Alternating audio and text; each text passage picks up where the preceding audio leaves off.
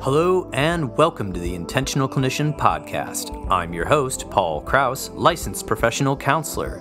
In today's episode, I'm actually going to be playing a presentation I gave in early 2021 as part of Acadia Health's All the Rage online webinar series, free trainings for clinicians all around the United States. My training was entitled, What is Trauma-Informed Counseling and What is the Science Behind It? I also recorded this presentation in video form so you can watch me present online on YouTube. The link will be in the show notes, and this way you can see all of the slides that I am referencing while giving this training. Also on that page, you will see all of the references that I referred to in terms of all the journals and books that I quoted, including the Adverse Child Experiences Study. All right, I really hope you enjoy this special episode of The Intentional Clinician, and if you haven't already, I would really appreciate it if you would subscribe or share this show with people you know. Thank you so much for having me. I appreciate Acadia Health. I've been collaborating with them for quite a while. I'm the treatment placement specialist. And Julia and Joy, who I've recently been corresponding with, thank you so much for having me. It's a pleasure to be here with everyone who's taking a little time out of their day to do a little bit of learning. And I will hope to make this entertaining as well as informative. And so this is, of course, what is trauma-informed counseling and what is the science behind it? My name is Paul Krauss. I'm a licensed professional counselor. I'm dually licensed in Michigan and Arizona. I've also practiced in Illinois, currently running the Trauma-Informed Counseling Center of Grand Rapids. And that's at a place called Health for Life, Grand Rapids. And I also, in my spare time, have a podcast called the Intentional Clinician Podcast. You can get connected to me through there. I do some behavioral health consulting. I still train a lot of clinicians in Michigan and Arizona. I'm a counseling supervisor, and I've got a few other projects going on. A little bit about me. So I've been in practice since 2007 and now clinical director. So there's going to be a definite didactic portion of this. Because I really want people to grasp the importance of the trauma-informed paradigm. Because if you have the trauma-informed paradigm, no matter what type of counseling you do or what type of therapy or what type of medicine you do, you can now start to integrate that information into your treatment methods and interventions immediately. And then if you want, you can get advanced training on it. So this is somewhat some of the basics. So the reason I'm passionate about this is because I grew up in a place where there wasn't trauma-informed counseling, and I have also had experiences without trauma-informed care. And I do believe that for a lot of the folks out there that have experienced traumas or difficult long-term difficulties, they need to have advanced modalities of care and advanced knowledge from the practitioner, or else they're not going to be able to get what they need. So I've been learning a lot about this over the past 10 years, actually 11 years I've been involved in this study. And this is some of the basics that I picked up that I want to share with you. So a little bit about it. I think the paradigm is so important before I get into some of the stories. So a little bit of the didactics here. As you know, the scientific research on this is relatively new. The last 20 years is when they've really started honing in on the neurobiology of what trauma is and how life experiences influence the spectrum of our human adaptation.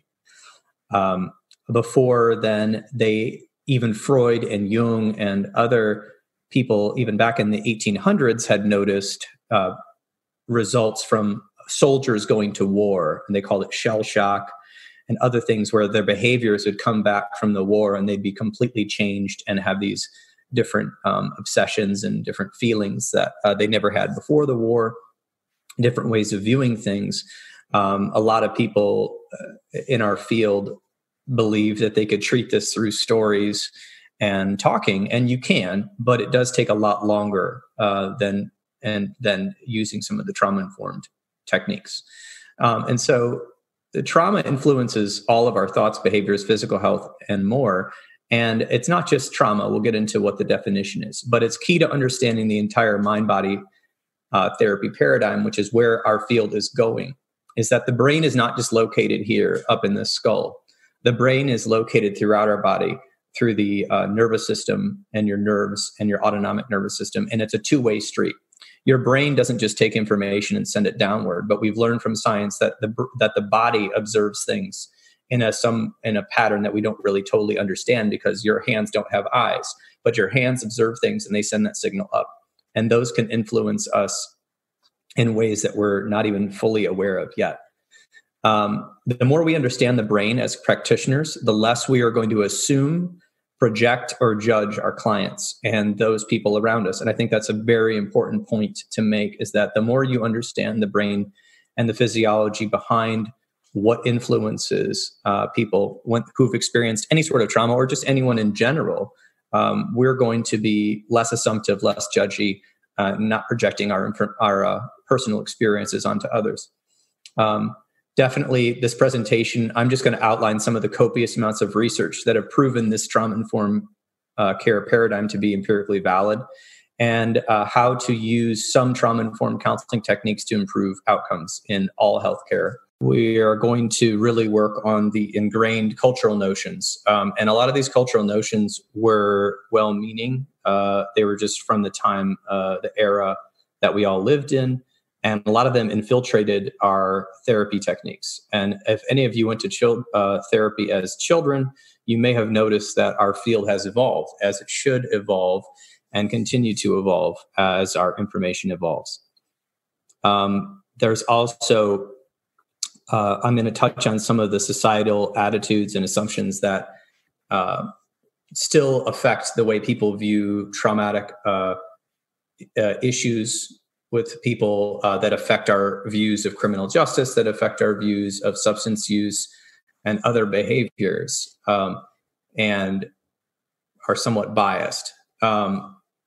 Also, I'm going to address the fact that if you've had multiple traumatic events in your life, the science that the hard outcomes say that you will have an increased risk of suicide, increased risk of suffering from mental illness, increased risk of obesity, pulmonary disorders, risk of suicide, increased risk of drug and alcohol addiction, and increased statistical odds of being a victim of violence. And this is just the tip of the iceberg. And those are hard medical outcomes. Those are not just situational. So objectives, these are all fun. This is something you have to submit for continuing ed. So I'm going to just briefly go over them so I can get to the meat of this. But basically, you'll understand the paradigm, you'll understand the research, you'll be able to understand how to use it somewhat, and you'll understand number 4, which is important, that trauma or dysautonomia or PTSD and other symptoms that disrupt the nervous system have a large impact on the general population's mental health. And these effects can be observed throughout society despite socioeconomic status, but may be amplified in segments of the population, especially marginalized populations who are experiencing a disappropriate amount of stress due to their living environment, as well as various cultural and historical factors. So that does bring us to what's very important, because a lot of people have understood trauma as just one thing that happens to you. You're having a normal life and you're happy, and all of a sudden you get in a car accident, or all of a sudden somebody dies that's close to you. Trauma is really hard to explain exactly what it is, because there isn't a completely fixed definition yet. Yes, we can say those are traumatic events, but trauma is also what's happening to your nervous system, and how that imprint of things that happen to you either stay with you or leave you different than how you were before, which is how the brain works in general. So really, we're talking about disturbing events that leave an imprint, because there are people that have had car accidents that didn't have PTSD or have fear of driving or have nightmares and flashbacks after a couple of days. And other people, they do, and they last for a long time. And it's as if the event is not in the past, it's continually happening to their nervous system. Their nervous system is responding as if it's happening now. There are people that have had a situation where they were attacked at night, walking at night, and who for years later, every time the sun sets, they have jolts in their body. They feel worried. They have intrusive thoughts of people harming them. And there are people that have been attacked, and maybe they've gone to therapy, maybe they didn't. And then within some time, they were able to overcome this and not have a fear of the dark or fear of strangers. So let's talk about why that is. Trauma, of course, here's the definition for you, results from an event or a series of events or set circumstances that is experienced by an individual physically or emotionally harmful or life-threatening that has a lasting adverse effects on the individual's functioning and all these areas, mental, physical, social. Now, with those situations, that's kind of coming from, the little bit of the PTSD diagnosis. But trauma is much larger than PTSD. I don't know if many of you were around for the when the DSM-5 was coming out after the DSM-4, and there was a very long delay. Well, part of that delay was because a lot of scientists and doctors were trying to get an expanded definition of trauma and PTSD and expanded different levels of trauma and different nervous system things put into the DSM-5, and most of those were eventually left out. I won't say why, but some people thought it would be too complicated to understand, and other people just didn't. They wanted trauma to only be PTSD. So although many individuals report a single specific traumatic event, especially those seeking mental health or substance abuse treatments, as many have been exposed to multiple or chronic traumatic events. And these events can impact everything. So our definition is inadequate. We're talking about the way information, physical events, social events, or perceptions encode in the nervous system. And the way they encode in the nervous system doesn't have anything to do really with our narrative or our morality or the ways that we think things should be in the world. It has to do with the way the brain is remapped. And the brain can remap in ways that cause us to see things differently as people. It can cause us to act differently. Not that we don't have free will. We do have free will. But part of anyone who's ever had trauma and had an intrusive thought will tell you that it certainly doesn't feel like you have free will. And then that can lead to very bad habits. And eventually that overtakes some of your free will. This can lead to personality disorders, anxiety, issues with relationships, substance use. So an easy example that I like to use is this. So I'm assuming most practitioners with a master's degree were not children during 9/11. But even if you were a child during 9/11, the attacks on September 11th in New York, most people have a vivid recollection of that day. I myself can recall that day as vividly as if it happened yesterday. I can recall a conversation I had. I can recall watching the second plane hit the tower on the TV and when I was at university. I can recall the concert I was going to attend being canceled. I can recall the voicemail of somebody who was worried because I lived in a large city that my city was going to be attacked. I can recall all these things. So just take a minute, wherever you are, to recall that day. What happened on that day? So now, hopefully none of you lost somebody in that event, and I'm re-triggering you right now, or that you were in New York on that day. But so the idea is that the trauma of that day encoded on our nervous systems because it was a random day. Nobody expected our country to be attacked and us to be watching it all over the news and not knowing what was going to happen next. However, I'm not having nightmares about 9/11. I'm not worried every time I go to the airport that my plane is going to be hijacked. I'm not worried about climbing up an elevator in a tall building. However, I had a friend who was in the building next to the World Trade Center when it went down, and they had escaped, luckily, after the first. They didn't know that it was a bomb. And they were so in shock at seeing the towers fall because they had run away down the street, but they saw it from afar, that they walked all the way home 5 miles across Manhattan to where they lived, covered in ash, looking like a zombie. And they definitely had effects for a while after that because of their close proximity to it. So that's an example of something encoded in our brain, but most of us don't have PTSD or a trauma effect from that as much as somebody who was directly there or lost somebody in that. So if you can imagine a traumatic event happening to somebody like as vivid, if something happened to you and it was as vivid as 9/11 is in your brain today, except that then you were, because it happened to you directly, you were assaulted by intrusive thoughts, nightmares. It changed the way you viewed the world. It changed your definition it changed your spirituality.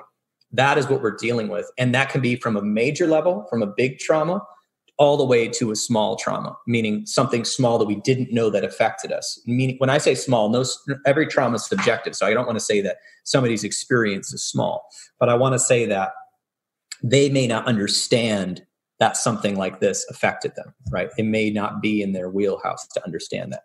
So as Bessel van der Kolk, he wrote The Body Keeps the Score. I recommend that book to everybody. He's a psychiatrist that was on the forefront of basically bringing the conversation of trauma back into the fore. And this was during right after and during the Vietnam War, when he started treating veterans, is when he started getting interested. And since then, he's done a lot of research.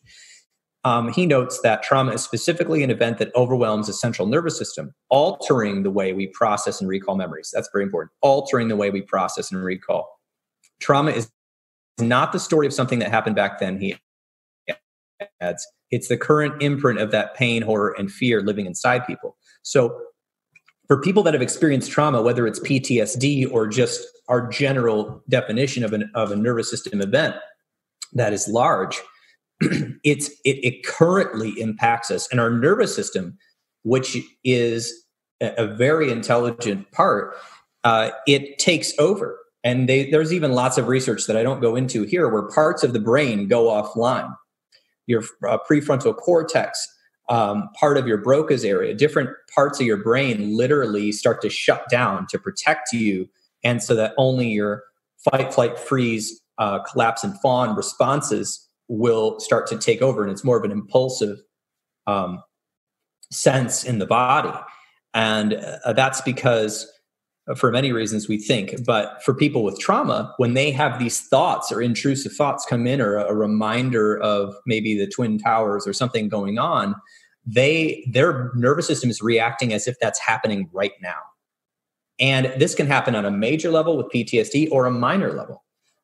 Perhaps somebody has had a trouble dating after a humiliation event when they were in middle school. And every time they have the same situation, they get their heartbeat and they think that something's happening that's not happening. So that's my part of my ability to define trauma in a larger way.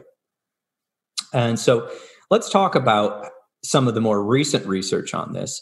The Average Child Experiences Study. A lot of people have heard about this study, but I'm just going to go into it. And it was started in 1995 with Kaiser Permanente in San Diego and the Centers of Disease Control, 17,000 patients at Kaiser's Health Clinic. In addition to regular medical questionnaires, they were given an extensive questionnaire regarding childhood experiences of neglect, abuse, family dysfunction, physical and emotional neglect, abuse, sexual abuse, exposure to household members who had substance use, prison, or violence in the household. And they were just trying to they weren't exactly setting out to study trauma in the way it was. They were just trying to figure out how these adverse child experiences affected people. So let's find out what they found. So they found that the presence of any of these experiences, that means just one of these, was predictive of lifelong problems with health and well-being, including negative physical symptoms and outcomes and that people were more likely to suffer from an addiction in adulthood and severe mental health problems. Now that's really huge because before then we had a lot of anecdotal evidence to say, okay, well, kids that were raised in the foster system may have more difficulties with attachment, which may lead to depression or something like that. This study at the Kaiser Permanente Institute showed this with not only theories about mental health, but hard outcomes in mental health.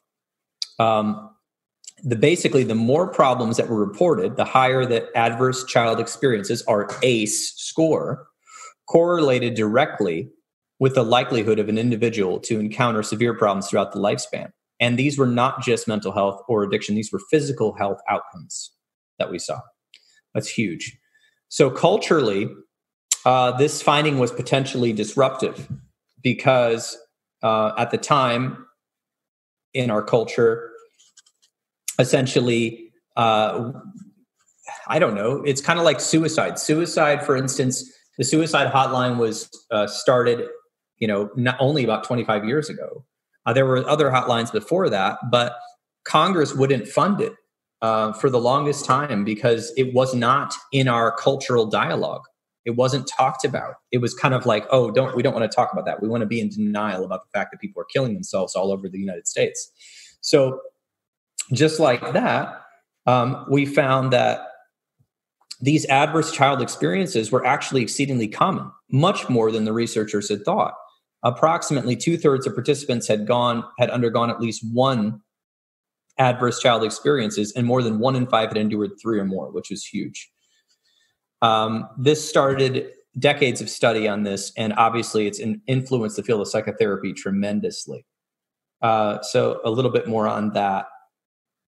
Essentially, trauma-informed counseling was one of the ways that it influenced the field, stressing the importance of recognizing and treating trauma and preventing additional trauma, which is very important to our presentation today.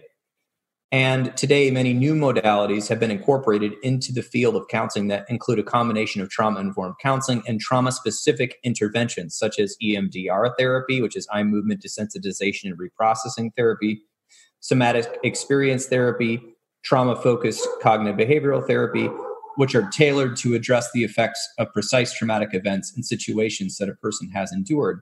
And there's a lot of other types that are also doing it. In the 1990s, this study was controversial because it messed with the narrative of the nuclear family and normality. So I think it would be interesting for us to actually engage in a little bit of our own ACE study right now. And so what I'm going to do is I'm going to let everyone, if you've got a piece of paper or an iPad or something like this, you can actually give yourself a score. All you have to do is count yes equals 1 and no equals 0. So obviously, this is a webinar. I'm not going to be seeing any of your answers, but this is going to just give us a little insight on you as practitioners.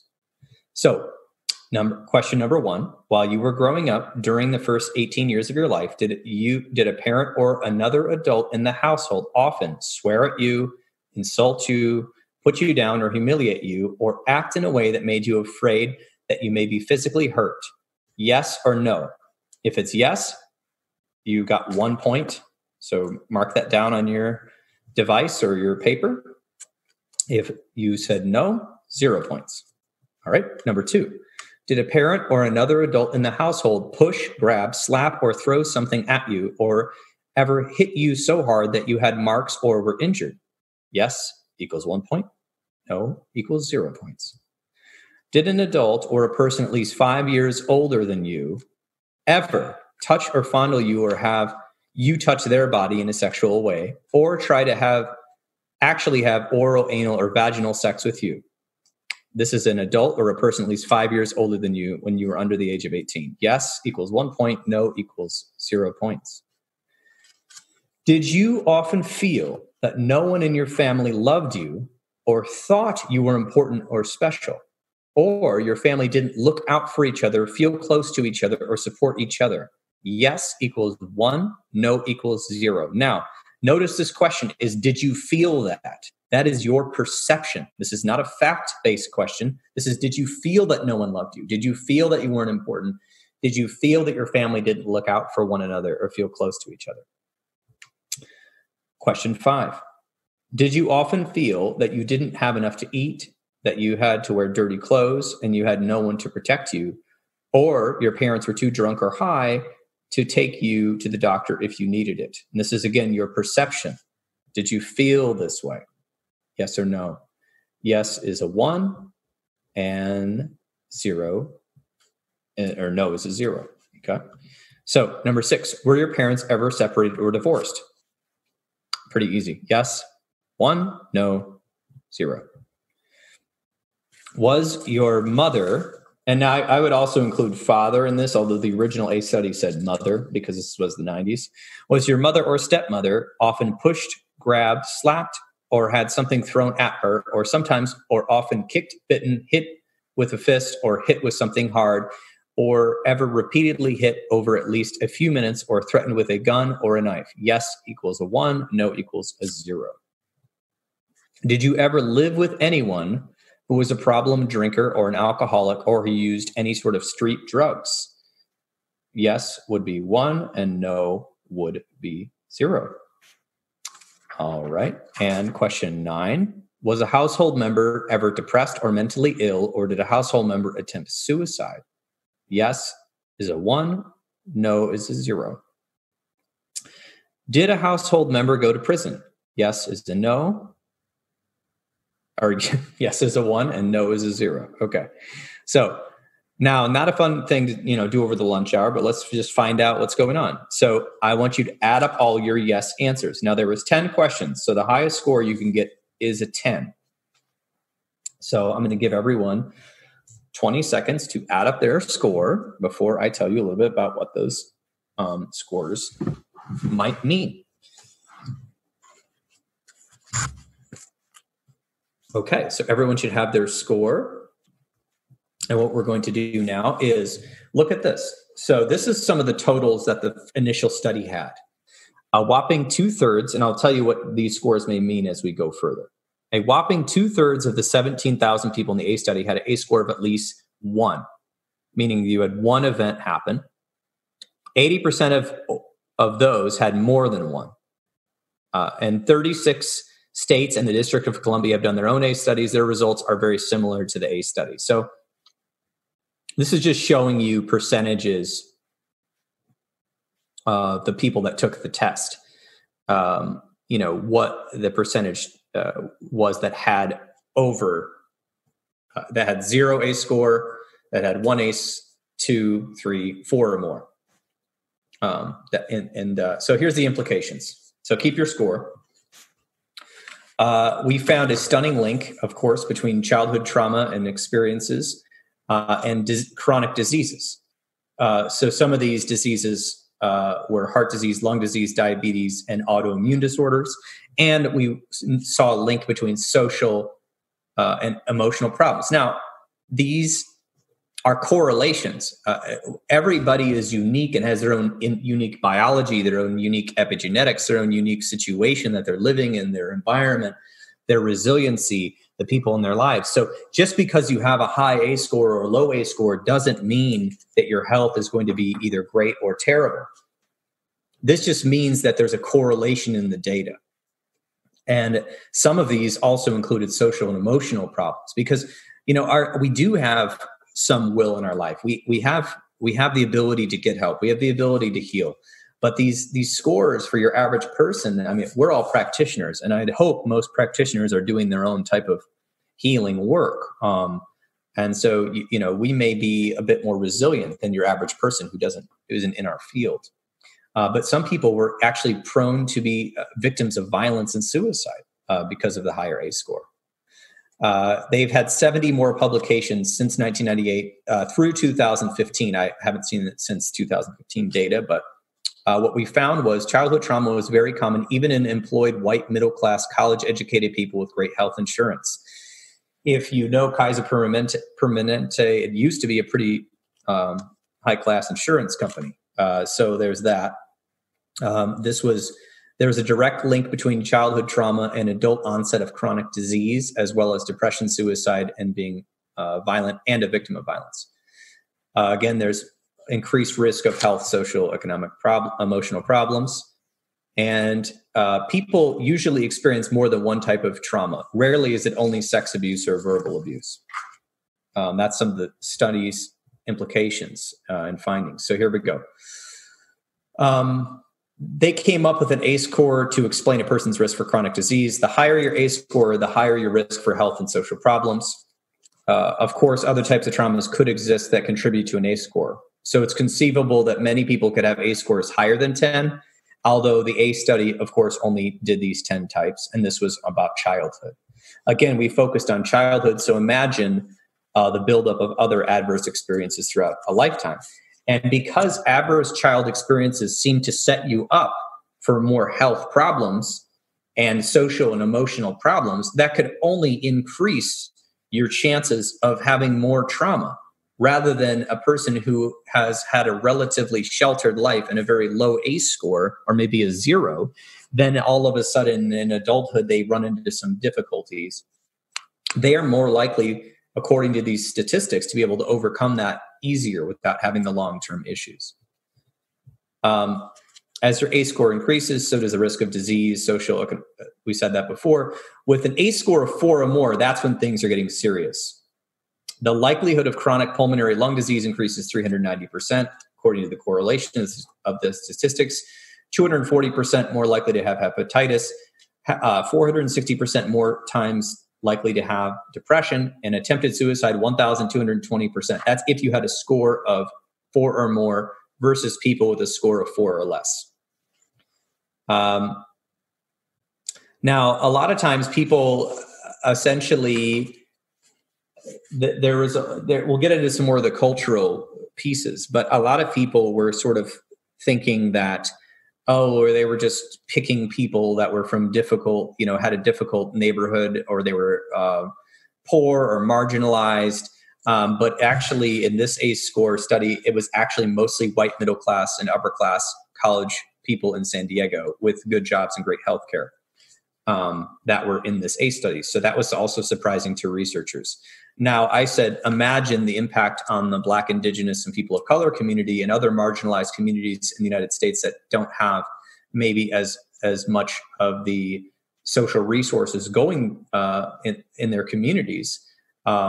If they're statistically speaking likely to grow up in a community without access to quality healthcare, education, or health food markets, and other things like that, these are all things that can impact their, not to say they would have more trauma, but could impact their stress levels. And if you have trauma plus those stress levels, that could increase things even further in those communities. So now, at the same time the ACE study was done, we had parallel research about toxic stress and how that damages the structure and function of child's brains. So you can find out more about this at the Child Trauma Academy, but I'm going to just talk a little bit about it. It was a group of neuroscientists and pediatricians, including Martin Teacher, Jack Shontoff, both of Harvard, Bruce McEwen of Rockefeller University, and child psychiatrist Bruce Perry, who is the most famous of this group. So this is what we found. I made this paragraph because I just found this fascinating about children with toxic chronic stress. When children are overloaded with stress hormones, they get into fight, flight, or freeze mode. They can't learn in school very easily. They have difficulty trusting adults or developing healthy relationships with peers. They may become loners. To relieve their anxiety, depression, guilt, shame, or inability to focus, they often turn to easily available biochemical solutions: nicotine, alcohol, marijuana, methamphetamines. I would also argue high carbohydrate junk food diets and sugar and soda pop, because that's easier to obtain when you're young. Or activities in which they can escape their problems: high risk sports, proliferation of sex partners, and work and overachievement. Example, nicotine reduces anger, increases focus, and relieves depression. Alcohol relieves stress, all, of course, temporarily. So children, the toxic chronic stress that children who have a high ACE score or have a lot of trauma in their lives are undergoing is changing the structure, and their brain and their natural focus is to get relief. As humans, we want to adapt to our environment. And if our environment is toxically stressful and difficult, we want to relieve that. And children, that's why we have to have parents and teachers involved. They don't know what's really good for them in the long term. They're looking quickly at the short term because that's how their brains are and that's where they are in their development. So why not look at the nearest thing that gives me relief? That's what I'm going to go for. Oftentimes parents and teachers make it about their morality, or you're a bad kid, or you're a bad behaving child, you're acting out, when in fact these children are trying to get their needs met. They're just choosing a way that we don't see as acceptable. And that may be harmful in the long term. But again, we're adults. We have the ability to think in the gray. We have the ability to plan over time. We have cognitive functioning that these children do not have. So we have to think about that when we label children as acting out and as addicts and promiscuous and all of this. We have to think about what are they actually lacking, what is needed in their life so that they can start making better decisions. And a lot of it may be supervision and nurturing, but who knows? So that's a whole nother topic. So using drugs or overeating or engaging in risky behavior leads to consequences, obviously. But there's increasing research that shows that severe and chronic stress leads to bodily symptoms producing inflammatory responses that leads to diseases. So the severe toxic chronic stress leads to its own inflammatory response that leads to chronic diseases that we see right now. So children with toxic chronic stress, which is parts of the roots of mental illness and substance use, similar to the high A scores, that's already increasing their organs' ability to have a disease. Not only that, but it's increasing their chances of using drugs or overeating or engaging in risky behaviors, which also lead to disease. So part of what I'm saying is not just that trauma-informed counselors can help with mental health, but that we need trauma-informed doctors, and we need a trauma-informed medical system that starts looking at people not as the one little piece of their body is having an issue, but looking at the whole structure and why is this happening. Certain things, some implications here is that toxic stress can be passed down from generation to generation. The field of epigenetics shows that we were born with a set of genes that can be turned on or off depending on what's happening in our environment. If a child grows up with an overload of toxic stress, their stress response genes are likely to be activated so that they are easily triggered by stressful situations that don't affect those who don't grow up with toxic stress. They can pass this response on to their children. We found that out through some of these studies of Holocaust survivors and their children, and what we found in those genetic studies and disease studies. So that's something to look up. Obviously, as I said, genes can be turned on and off depending on the environment and stress, which is, an epigenetics. If you're not into that, I really recommend learning about that as well. A lot of that can be found in the Norton Anthology of Interpersonal Neurobiology, led by Dan Siegel, who's an MD out of UCLA. So let's talk about a little bit more about the A study before we go to the good news. I know I've been in the bad news for a lot of this presentation, but I'm about to get to the good news. So don't worry, some good news. So we can see here that conception is on the bottom and death is at the top. And we have a whole life perspective here on this pyramid. So there are some gaps, meaning that we have the adverse child experiences study. We understand the social, emotional, cognitive impairment. We understand that some of these things can lead to adoption of high-risk behaviors and disease. The scientific gaps are there because we can't prove, there's no proof that everyone who has these gets that. It's just a correlation. And we're not exactly sure why that happens in some people and why it doesn't happen to other people. I mean, as practitioners, we could wax poetic all day about why we think some kids who have really high A scores are practitioners among us. I've met practitioners with A scores of 6, 7, 8, and that are amazing practitioners, right? They definitely had a lot of difficulties in their past, but they are now helping people in amazing dynamic ways, right? So this doesn't happen to everyone, this early death. So let's just remember, if you're A score, remember we did that earlier. If it's high, don't worry. There's lots of things you can do to retrain the brain from trauma to work on your narrative, to work on your health. So let's get into the good news. So neurobiology.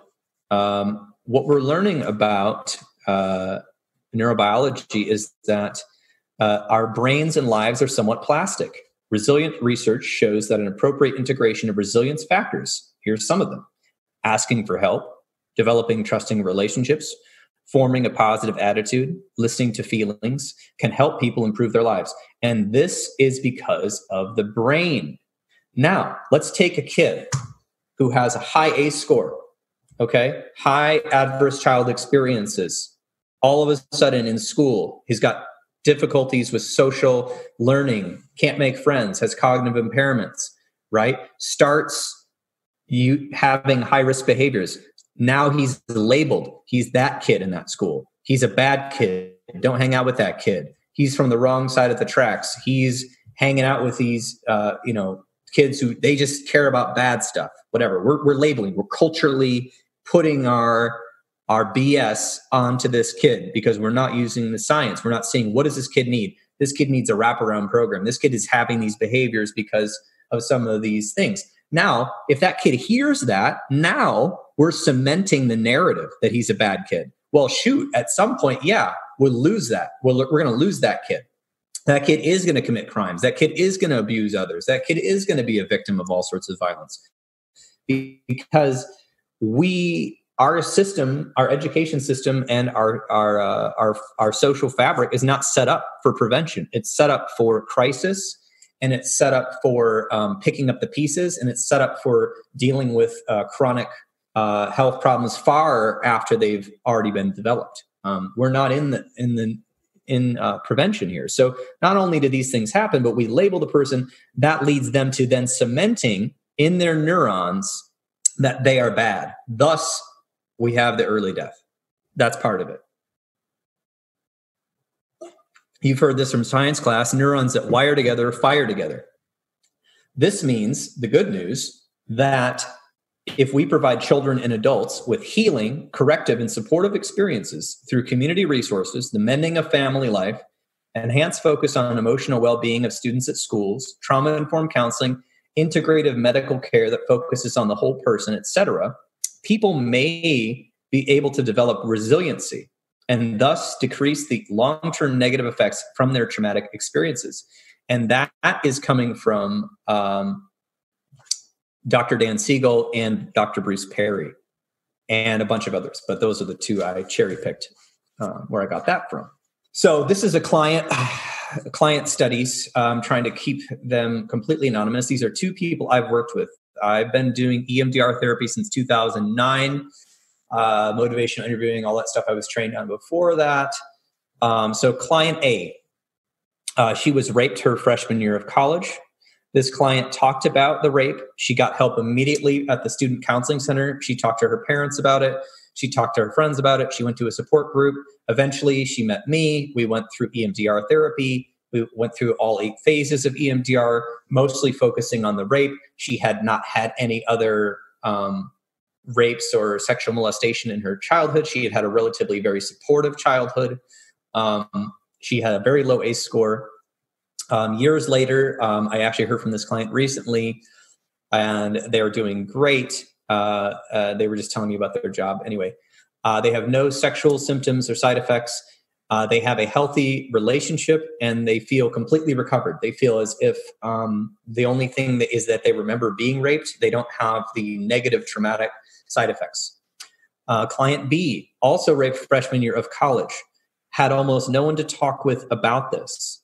They kept it a secret from their friends. A little bit about their background. The father was absent their whole life, had left by the time they were 16. I believe their father had left the family. Mother was an alcoholic and emotionally unavailable. They did not receive therapy or even confront the fact that she was raped until she was in her 50s. She is suffering from PTSD, autoimmune disorders, multiple, and had a series of difficult romantic relationships.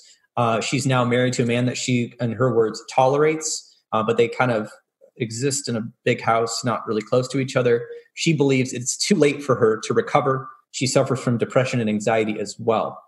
As you can see, the neuroplasticity here, this victim A, client A, immediately got help. And eventually that translated to her friends helping her parents helping her, the support group. She went to EMDR. She did all of these things and then continued talk therapy. And now she's living a life where the only thing she has is the memory of it. And the memory is no longer assaulting her. The memory is just a memory. It's just an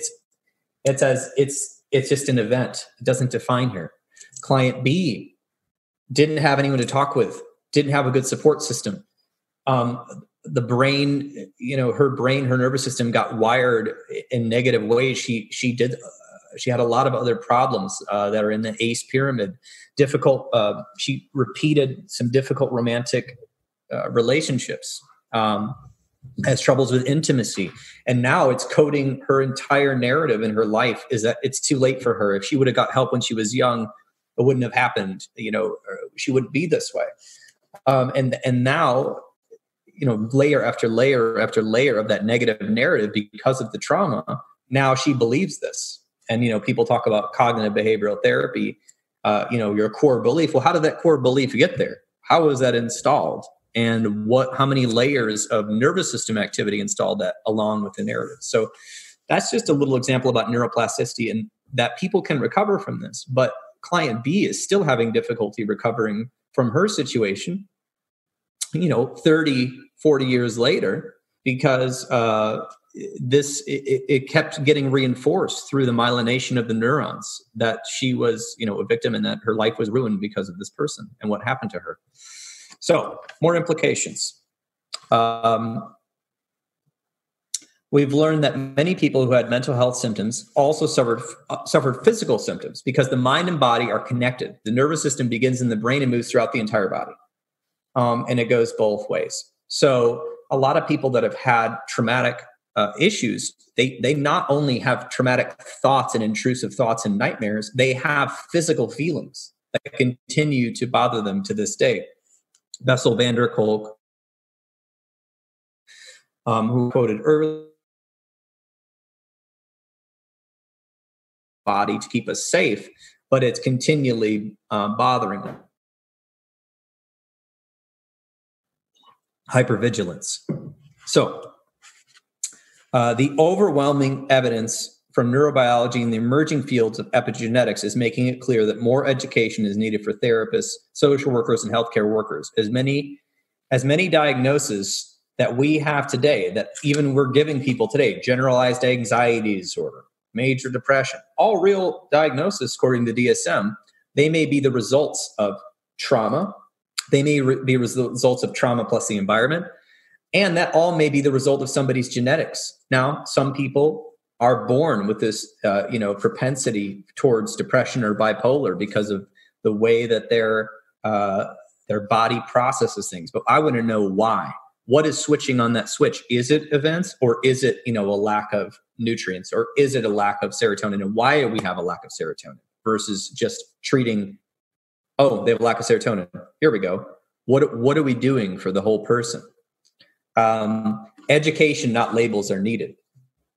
Over the long term, without actual safety or therapeutic connection, many people who suffer these adverse child experiences or trauma begin to internalize these adverse experiences and to form negative narratives and believe, just like my client B, for example, that they were responsible for their poor upbringing, that they're worthless, that they do not deserve good things, that they can never be truly safe, they can never trust another human, they're not in control of their lives, they're a failure no matter what, etc. These sort of things that you hear in depression, that you hear in generalized anxiety disorder, that you hear with people with attachment issues and personality disorders. These things didn't just happen overnight. They weren't just born with it. Usually it happens over time, and it's reinforced, unfortunately, due to, that person's, what happened to them and their perceptions of it. So let's talk about this a little bit more about the clinician side. Thanks so much for hanging with me. I know this is a lot of didactic teaching information, but I honestly am trying to feed you this so that you will get interested in this, that you will learn about this, that you can start bringing this to your practice immediately. That if any of you are getting burned out and cynical and you're starting to judge your patients and calling them resistant and all of this, that you'll understand that there's something deeper going on and there are ways to get training to go deeper. I really like EMDR. I like advanced EMDR. I like doing parts work. Internal family systems, things like that can really get there for some people. For other people, yes, I'm not against cognitive therapies, but understand how to integrate trauma-informed into those cognitive talk therapies. How do you really align with that person? So this is important for our field. We're often presented when we're meeting with the client.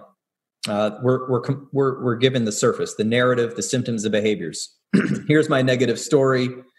Here's my problems, here's my symptoms, here's my behaviors, and we maybe hear information if they're a child from their school, family, doctor, probation officer.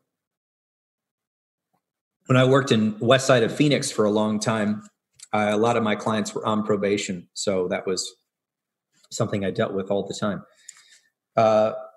Next, we often work on forming an opinion, analysis, or clinical formulation of what's going on with the client based on our training, our experiences, and our personal cultural biases, our transference.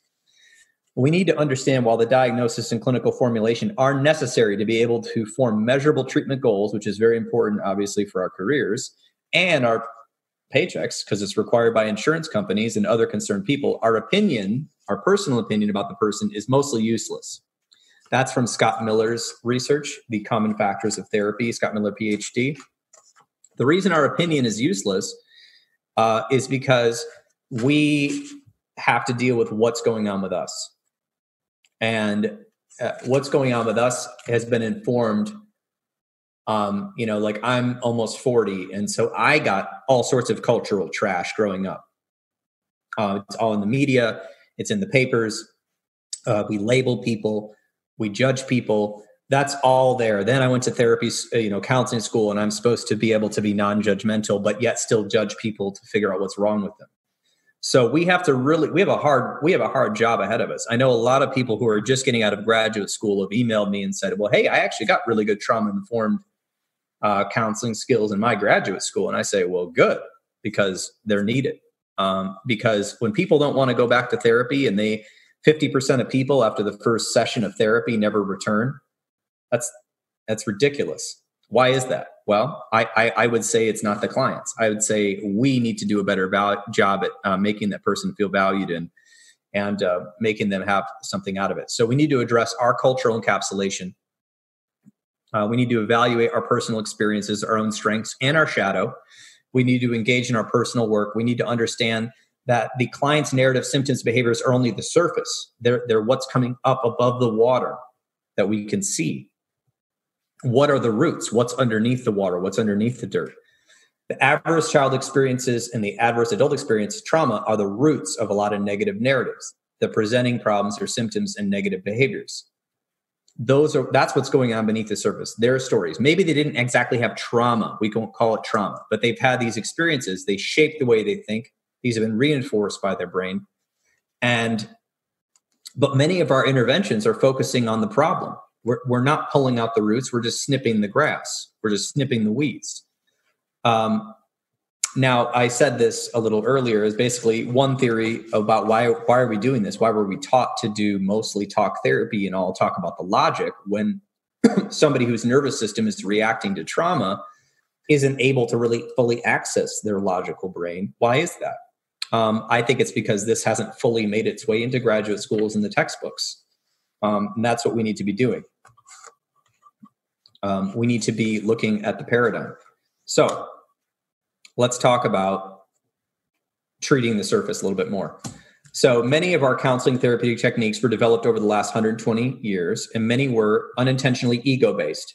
I'm the practitioner, you're the sick person, I know what's right for you, you don't, this sort of thing. We built in an unhealthy power dynamic. The patient's ill, the clinician is healthy. And we're focusing on engaging the prefrontal cortex or the logic center, when really a lot of people are experiencing a nervous system reaction that has rendered the prefrontal cortex online. And we know that from MRI studies. We know that from neurobiology studies. And so we have to understand that talk therapy can go so far. And it goes really well with people that are well regulated and have a good healthy attachment and have a good nervous system, have a good support system. Talk therapy is great. But we need to be able to bring in other interventions for people who are not in that situation. Our therapy still contains relics of cultural prejudice and even religious dogma. If any of you were around for DSM-3 to DSM-4, I think DSM-3 was when they finally pulled out that if you were a gay person, that wasn't a mental disorder. That was 1980. Okay, so we're not that far out of this.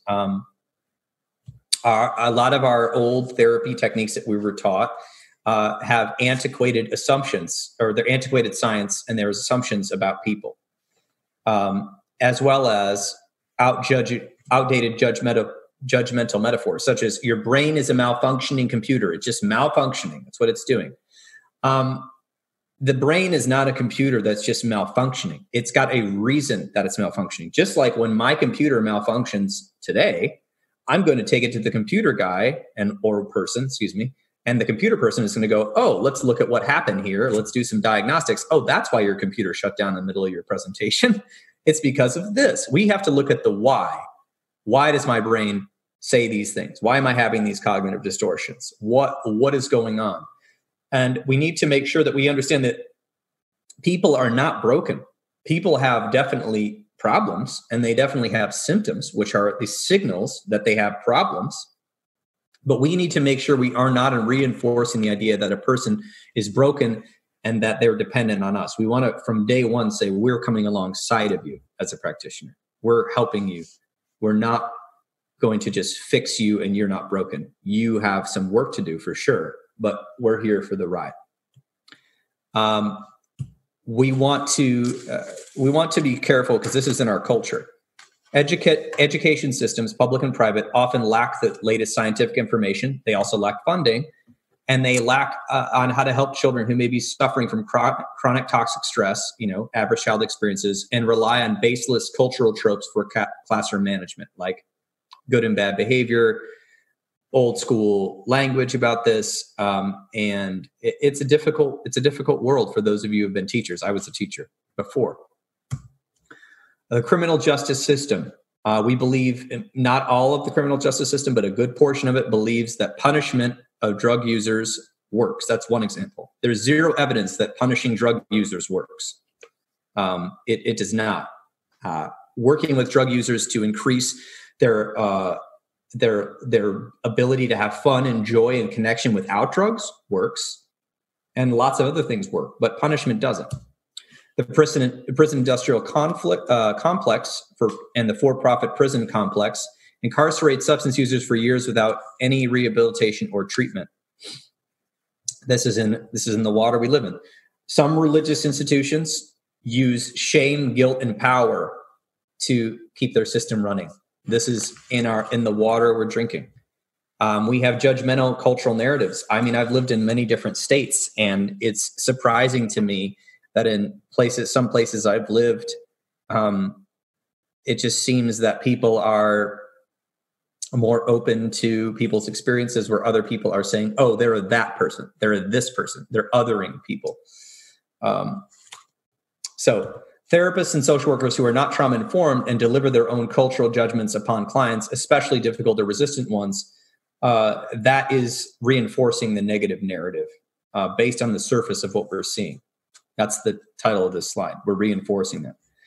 Healthcare professionals who are not trauma-informed may freely give their opinions or judgments upon a person's behavior and tell them to, quote, stop it.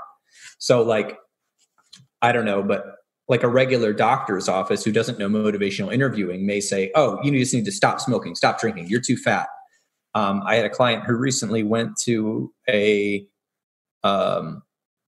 OBGYN, and the person told them, that they needed to do all this diet work, and they didn't even look at the chart.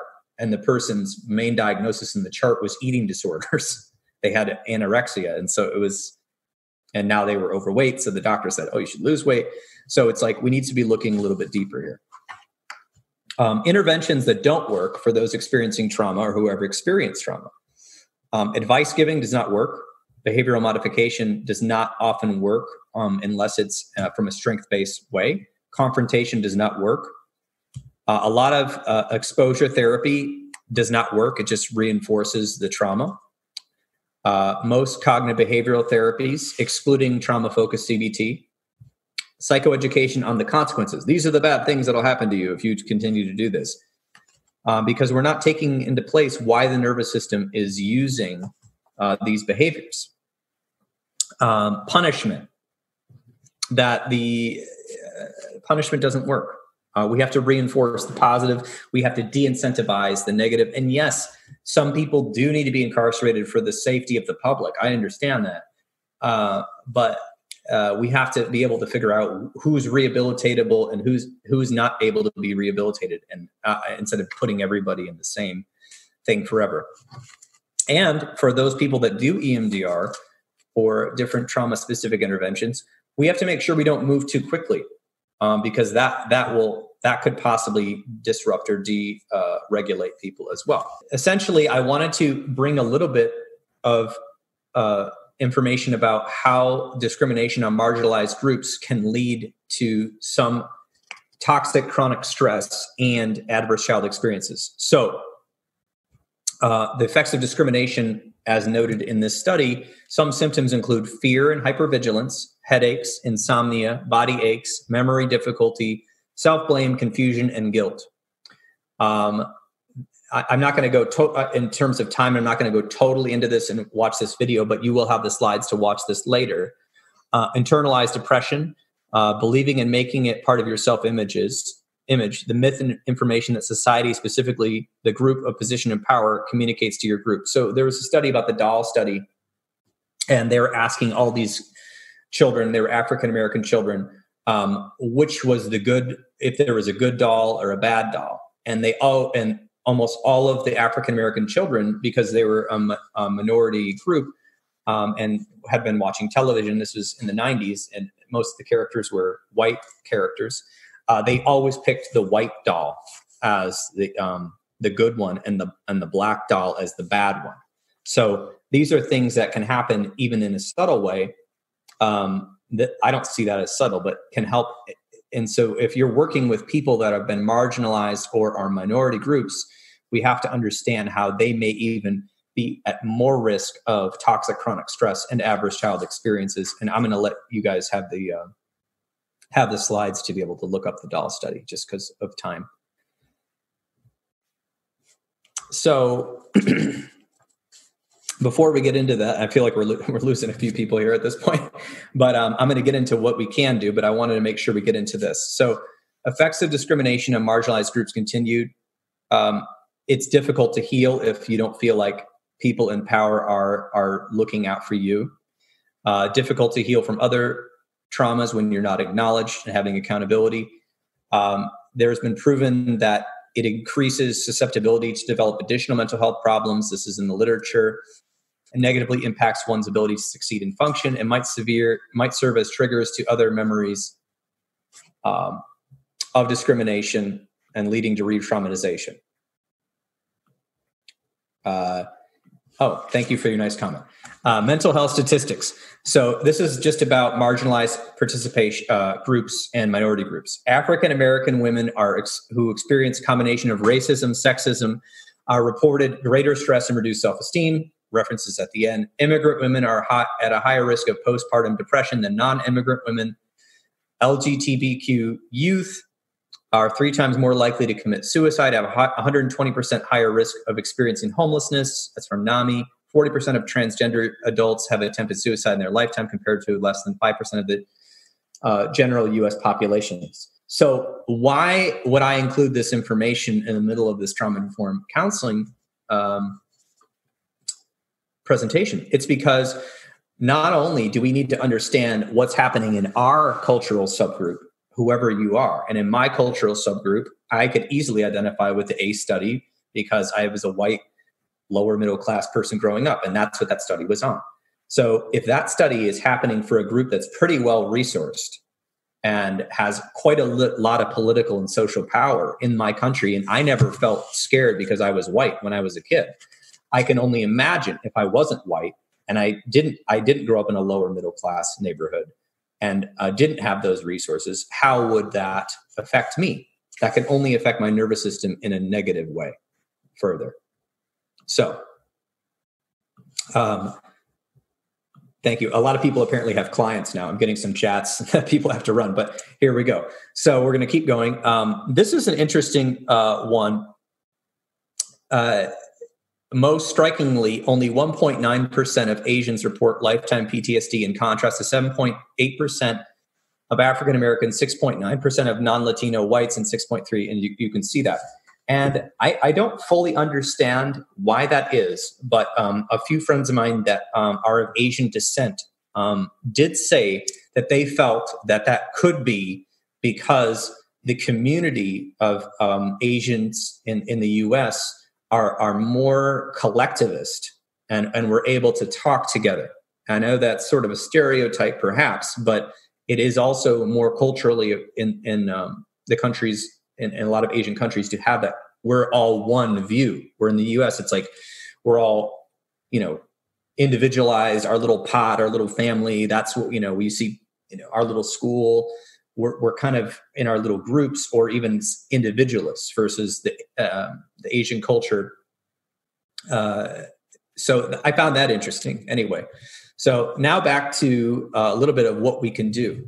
So the trauma-informed care paradigm, we want to be able to move this into our services and understand the impact it can have, of the trauma can have, and the awareness and the impact it can have on the different populations we work with. We have to involve viewing trauma through an ecological and cultural lens and recognizing the context and a significant role in how us and individuals perceive and process traumatic events, whether acute or chronic. Trauma-informed care is also known as TIC, so I'm abbreviating. It involves vigilance in anticipating and avoiding institutional processes and individual practices that are likely to re-traumatize individuals. And I see those, and when I was working in difficult neighborhoods, okay, I've got a few questions. I'm going to get to those at the end. When I was working in those neighborhoods, I saw it right there in the system. You know, people were annoyed. The police officers were annoyed. The hospital was annoyed when people came in with a lot of trauma because they were the most difficult clients sometimes. And I mean difficult meaning disruptive. They weren't as compliant. So we have to be able to adapt as healthcare practitioners. Okay, we have to adapt to be able to figure out ways to intervene in ways that are holistic. And there's much more coming out about this, and we're still lacking in this, and I'm lacking in this. I'm in an outpatient office. How do I adapt my services to somebody whose nervous system is off the charts, traumatized all the time? We have to understand the biological and behavioral foundations of human adaptation. We're always adapting. So every change or human behavior human beings engage in is an attempt to adapt to what's happening in our environment at the time and seek safety. This is what we know from science. This is the involvement of learning about what trauma is. These are some of the nervous system responses: fight, flight, freeze, fawn, and collapse. I'll explain all of those. Many behaviors of those experiencing trauma happen at a preconscious level, and only later, when the shock has worn off, do we humans make up a story of why something happened. So we will often react and then make up a story, because that's how the nervous system works. It's faster than our brain can even have cognition. Other times, people may be reacting to trauma months or years later and will continue to make up a story even before they act, a rationale. Basically, if the story is intertwined with the result of fight, flight, freeze, or collapse. So essentially, like, somebody may just be afraid of trains because they had a friend who got hit by a train, and they may just make up a story about that has nothing to do with the actual event. Due to the judgmental nature of our culture, people are often making up stories constantly without really understanding the full story, nor the impact of the hidden trauma that may be underneath. Let's talk about the autonomic nervous system. If you've experienced a stressful event where you felt out of control and utterly powerless, your autonomic nervous system was significantly engaged. It's basically, the ANS is responsible for regulating between parasympathetic and sympathetic. Parasympathetic is rest and digest, emotional regulation. If I were to slow down my caffeinated talk right now, and we all do a mindfulness exercise, you would begin to experience some parasympathetic responses. However, the sympathetic responses that the ANS is responsible for are fight, flight, freeze, fawn, collapse, and avoid. These are automatic responses through the autonomic nervous system that happen without us thinking about it. For instance, some people, when approached by a person who might hurt them, will fight. Some people are programmed to run. Some people will freeze or fall over. Some people will try to get that person to like them and to try to please them by fawning and saying, "Here's my wallet," or "What do you need from me?" Some people will collapse onto the ground. Obviously, we'll avoid as much as possible. Also, we are getting pituitary gland activity through hormonal messages, and the adrenal glands are located. So we're getting epinephrine and that going on as well through the hypothalamic pituitary adrenal axis. Obviously, this isn't biology class, but you can learn about this stuff.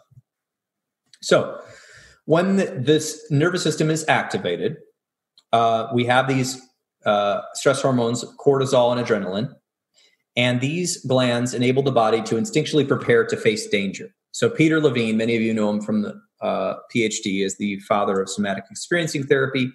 He stated that when trauma occurs, stated that a trauma occurs when the natural biological process to fight, flight, freeze, all that is overwhelmed during an incident, meaning that we were not able to do what we needed to do. Our whole system was overwhelmed.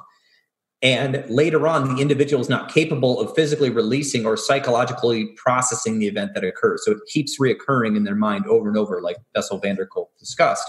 We're re-experiencing it. And that's what's going on in the nervous system. There's a really cool thing here. I don't have time to explain it all. You can find this online, trauma brain processing. It shows all the parts of the brain involved. Check it out on Google. A bit about science, physical release or storage. So a stressful event may not become a traumatic event stored in the nervous system if a person is able to fully process what has occurred psychologically and also release the energy physically. So an example of this, if you have a dog, is that if they're upset, they may shake afterwards, right? A lot of humans, we don't do a lot of exercise. We're sitting in chairs all day. We're not shaking things off. Our culture doesn't have shaking events. For most people, it's not that easy. Obviously, there's not a one size fits all. A lot of people have complex psychological and historical factors, environmental factors that can lead to a trauma being stored in the body through the nervous system. So let's see. You got another chat here. Let's see what they're saying. Oh, whoops. Sorry. Apparently people thought this ended at 3. Okay. Sorry. A bit about the science, the autonomic nervous system. Nonetheless, if the stress response is not processed post-event, the effects will remain in the autonomic nervous system, causing both physical and psychological symptoms. So not only are we learning that this is stored in the memory, this is also stored in the entire autonomic nervous system. So thus, people are getting these symptoms. One example is post-traumatic stress disorder.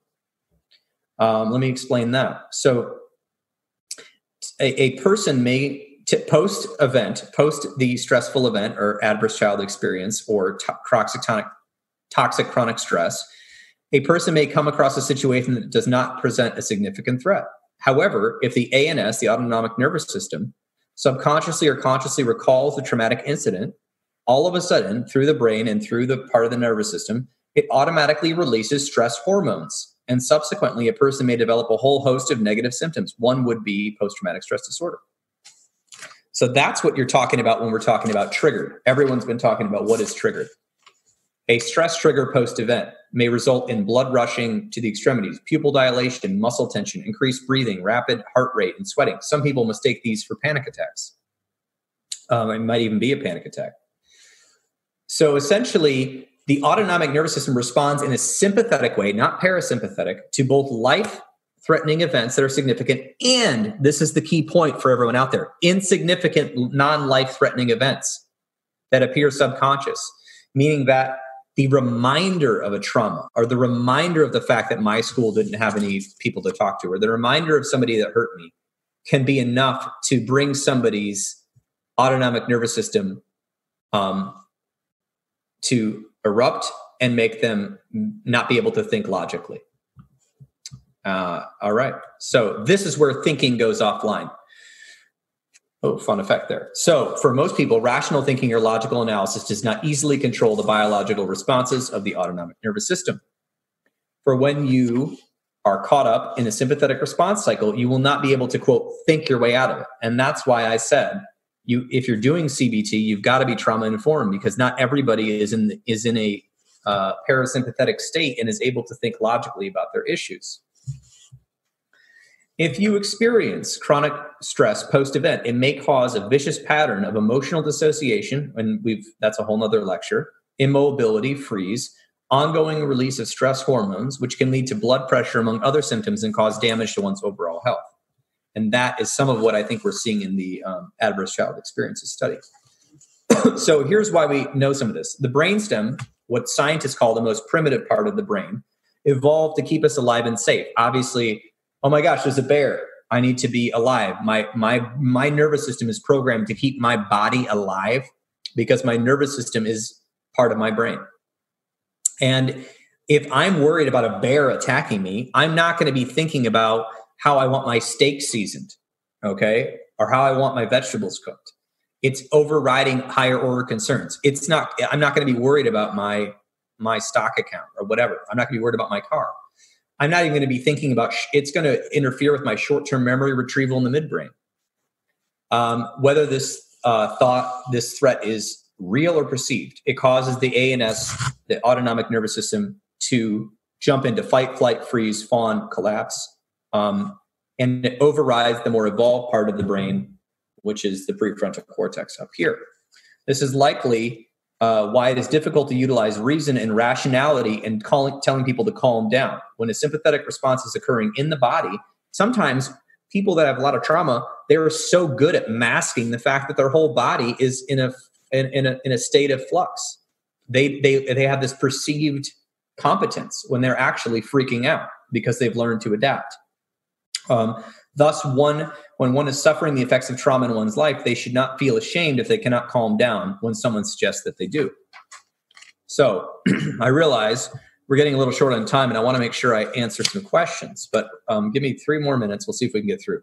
So here's some common experiences and responses to trauma. You can just check these out. Emotional dysregulation, symptoms, numbing, physical symptoms, somatization of feelings in the body, stomach aches, things like that, heartbreak, hyperarousal, sleep disturbances, triggers or cues, flashbacks, trauma-induced hallucinations, delusions.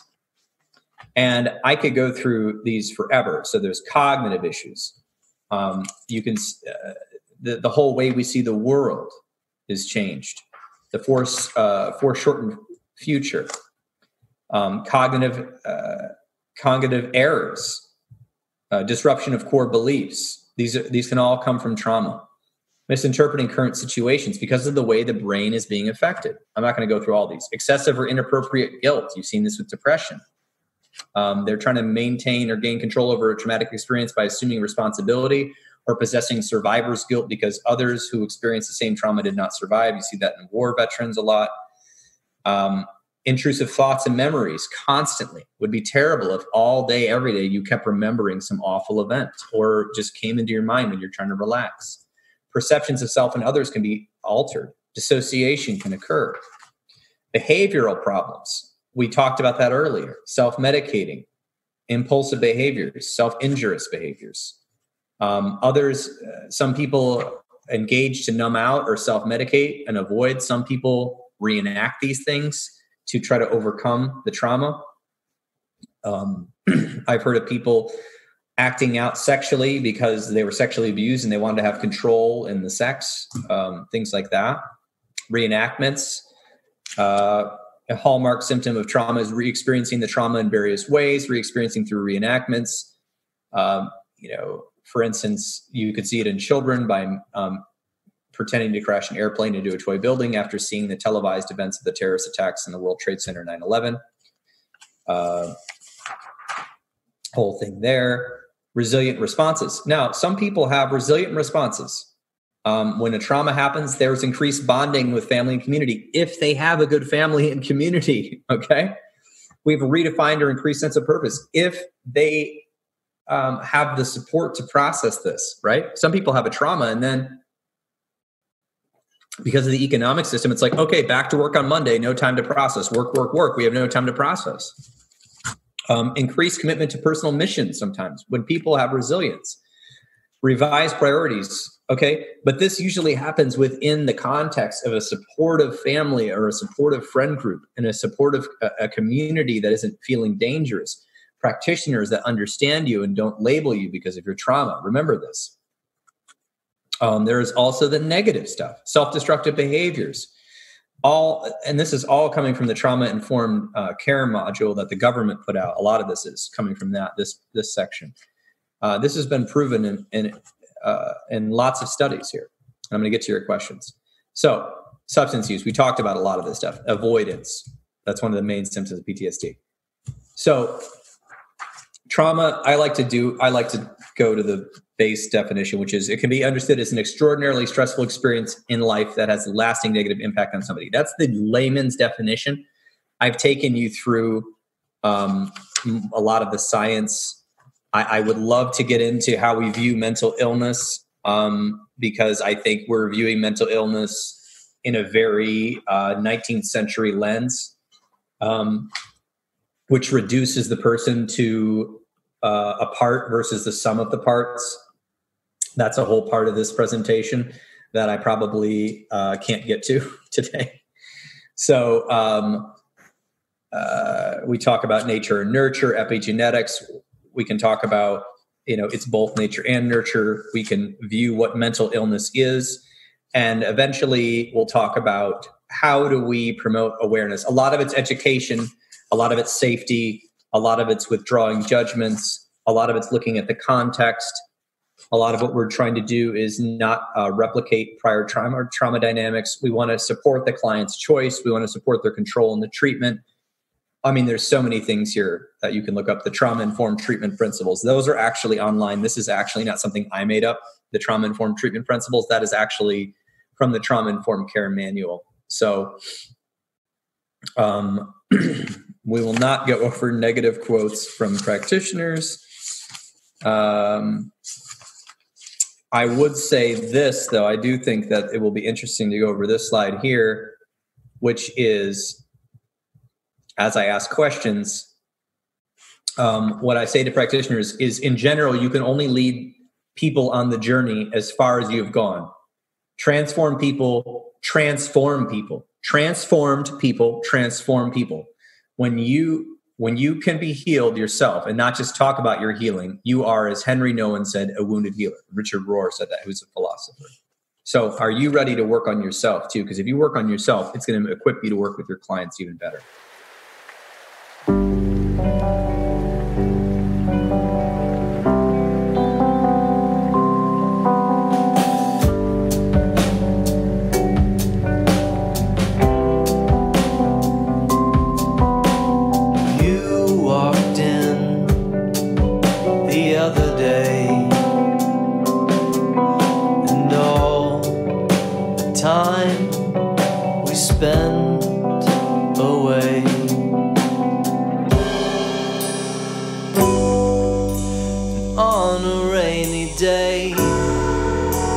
Southwest ticket came, and honestly you were whispering my name. It don't matter what they say, we're counting yesterdays, and honestly they were whispering my name. It's always...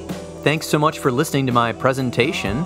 As you can see, I actually did not get through all of my slides. Unfortunately, I think this presentation is meant to be about 2 hours long, so I'm actually looking into splitting it up into 2 parts in the future.